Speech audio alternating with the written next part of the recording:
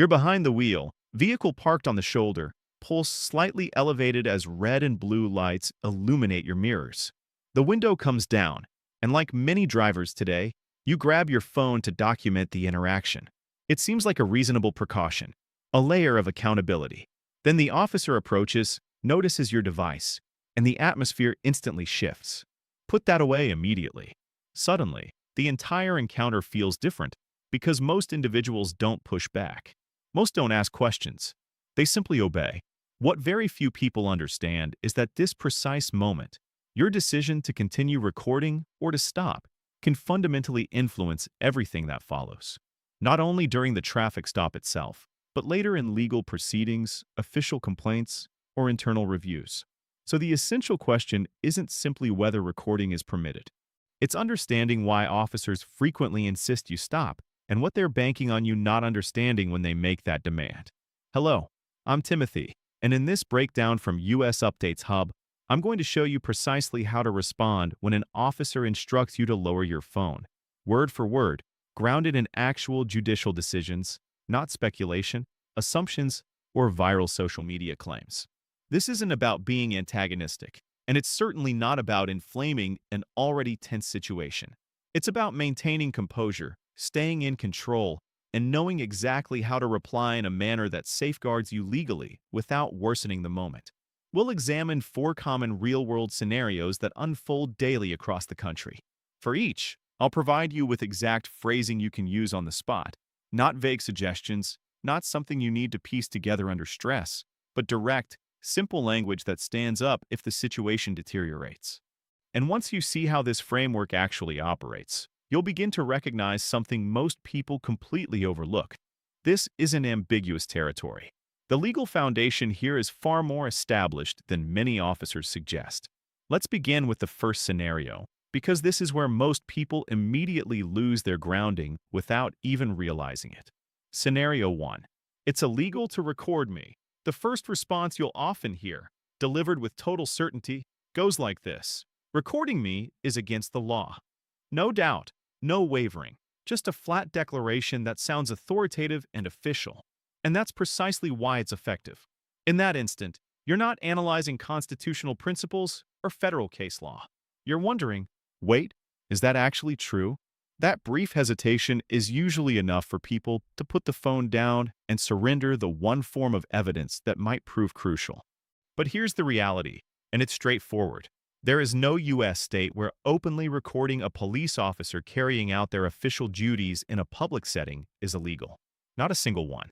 This issue has been litigated extensively, and every federal appellate circuit that has examined it has reached the same conclusion. Recording police is constitutionally protected First Amendment activity. One of the most definitive rulings came from the Seventh Circuit in 2012, when Illinois maintained a statute that made recording police without their permission a felony, punishable by up to 15 years in prison. The court didn't just narrow that law. It struck it down entirely, holding that you cannot make it a crime to record public officials performing their work in public spaces. That legal principle remains solid. So when an officer claims recording is illegal, what they're actually doing is testing whether you're aware of something they're hoping you're not. Your reply needs to be equally clear, but measured. No sarcasm, no confrontation, no back-and-forth debate. You simply state, "Officer, recording police in public is protected by the First Amendment. I am not interfering with your duties." That's it. Brief, firm, and legally accurate. Then you maintain your position. Hands visible. Tone calm. Camera rolling. If they repeat the claim, you repeat your response. You're not trying to litigate the issue on the roadside. You're establishing a clean, consistent record that demonstrates you understood your rights and asserted them respectfully. That alone shifts the entire tone of the encounter, because now it's evident you're not acting out of confusion or fear. Scenario 2. If you don't stop recording, you're going to jail, but if that first approach doesn't work, and sometimes it won't, the situation typically escalates in a very predictable way. The officer's tone sharpens. They step closer. And the language shifts from misinformation to direct intimidation. It's no longer, "It's illegal." Now it's, "Put that phone down or you're getting arrested." This is where most people cave, because the threat suddenly feels concrete. The possibility of arrest, even if you believe you're legally in the right, is enough to make nearly anyone reconsider. But here's what's important. Multiple federal appellate courts, 7 of them, have ruled clearly that arresting someone for recording police constitutes unconstitutional retaliation. Not a debatable area, not evolving law. Retaliation. One particularly strong example comes from the 10th Circuit, where a journalist recording a traffic stop was physically obstructed, had a flashlight shined in his face, and even had a patrol vehicle driven toward him. The court examined each of those actions and ruled they violated the First Amendment. That's the legal foundation supporting you in that moment, whether or not the officer acknowledges it. So when the threat is made, your reply needs to remain just as composed, but now slightly more specific. You say, "Officer, federal appeals courts have ruled that recording police is a protected First Amendment right. Arresting me for that would be considered retaliation." Again, calm, steady, no hostility. You're not raising your voice. You're not defying authority. You're documenting what's happening. If the officer steps back, the tension usually eases. But if they proceed with the arrest anyway, this is where your focus shifts from preventing the situation to protecting yourself legally. You do not resist. You do not argue physically. You comply fully. But while it's happening, and this part is critical, you state clearly, loud enough to be captured on audio, "I am complying under protest. I do not consent to any searches. I want an attorney." Those words matter because they establish your legal position on the record in real time. They create a clear boundary that can be referenced later if the interaction crosses into misconduct. And that's the larger point many people miss. This isn't only about what happens during the stop. It's about what you can demonstrate afterward. Scenario 3. Department policy doesn't allow recording. If the situation continues, the next approach usually sounds far more formal, more structured, and frankly, more convincing. The officer adjusts their posture, softens their tone slightly, and says something like, "Our department policy prohibits recording during traffic stops. If you don't follow policy, I can detain you." For most people, that word, policy, lands with weight. It sounds procedural, internal, official, like it carries the same authority as law itself. But it doesn't, not even remotely.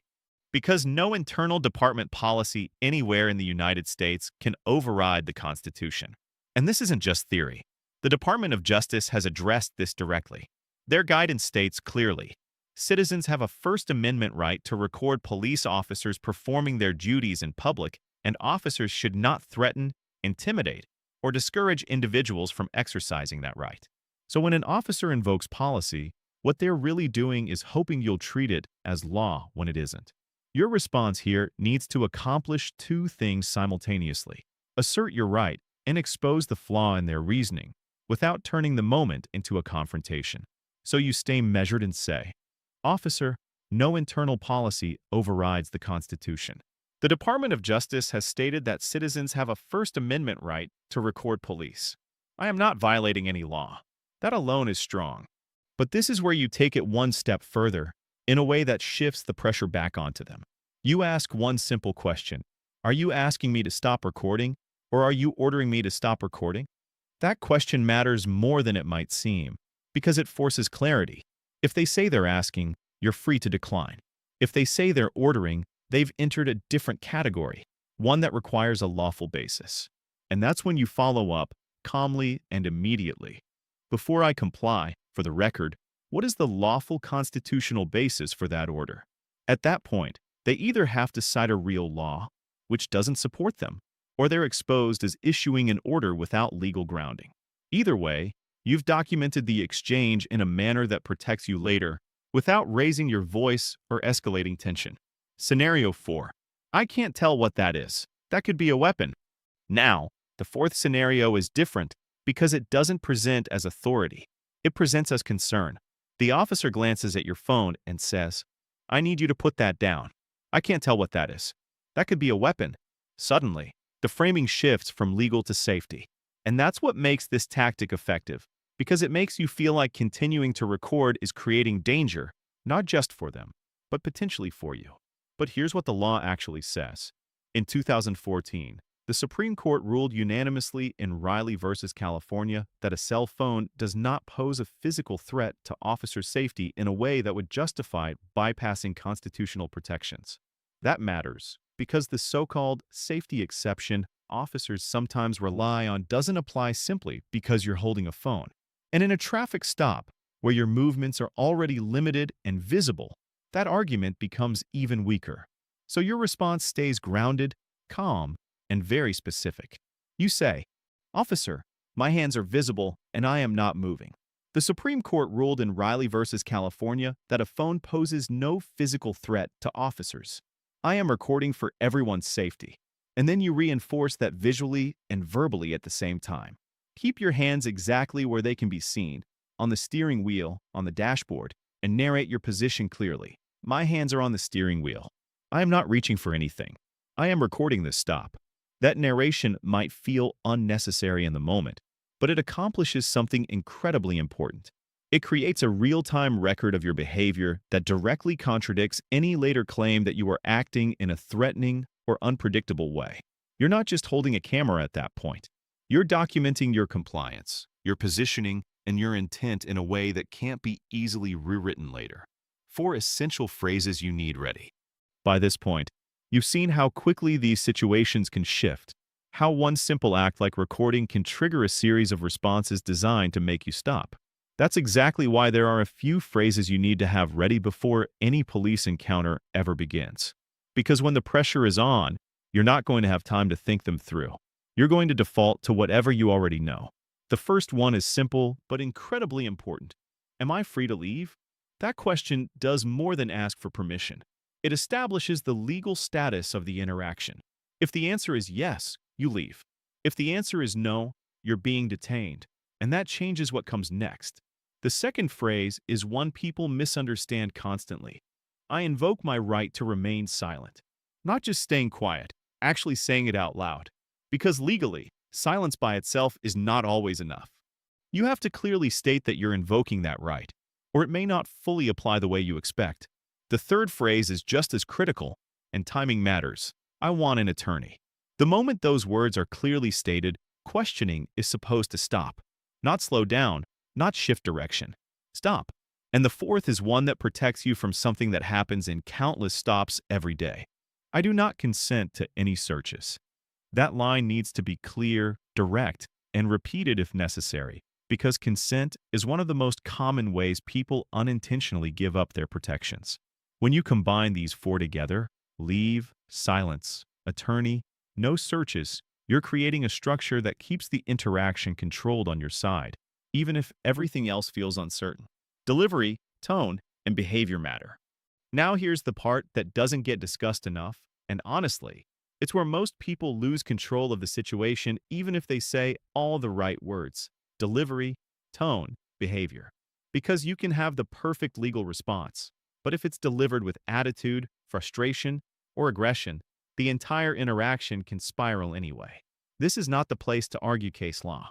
It's not the place to prove a point. And it's definitely not the place to match the officer's energy if things start getting tense. The roadside is not a courtroom, and trying to turn it into one almost always backfires. Your goal here is simple. Stay calm, stay respectful, and stay consistent. No sudden movements, no raised voice, no sarcasm, no insults, no escalation. Just clear, controlled communication. And that balance, asserting your rights while keeping your composure, is what actually protects you. Because the reality is, rights by themselves don't prevent situations from escalating. Behavior matters just as much. The way you speak, the way you move, the way you respond under pressure.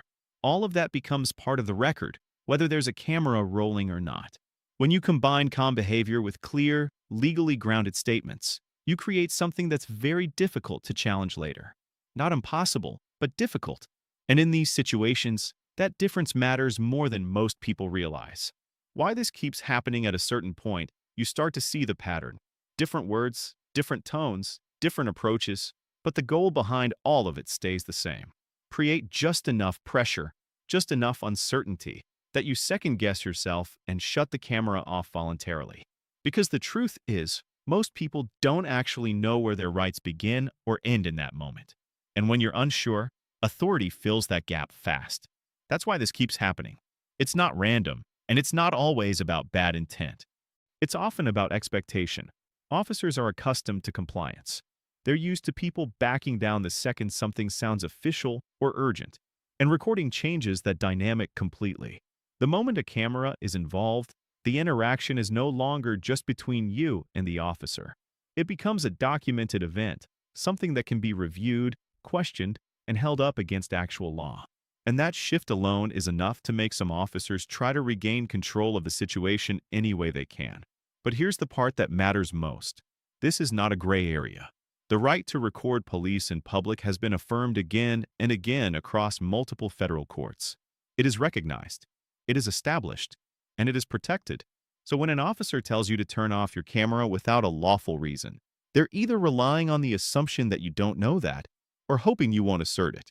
And now you're not in that position anymore. You know exactly what to say. You know how to say it. And just as importantly, you know how to carry yourself while you're saying it. That combination, clarity, language, and composure, is what turns a moment of pressure into a moment of control. Final thoughts from US Updates Hub. So if this ever happens to you, the goal isn't to win an argument on the side of the road. It's not to challenge authority or escalate tension.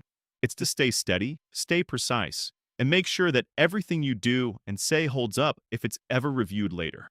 Because that's where these situations are actually judged. And once you understand that, everything about how you approach these encounters starts to change. You're not reacting anymore. You're operating with intention. This is educational content from US Updates Hub, not legal advice. If you're dealing with a specific situation, you should always consult a qualified attorney. But the next time those lights come on behind you and that camera is in your hand, you won't be guessing. You won't be hesitating.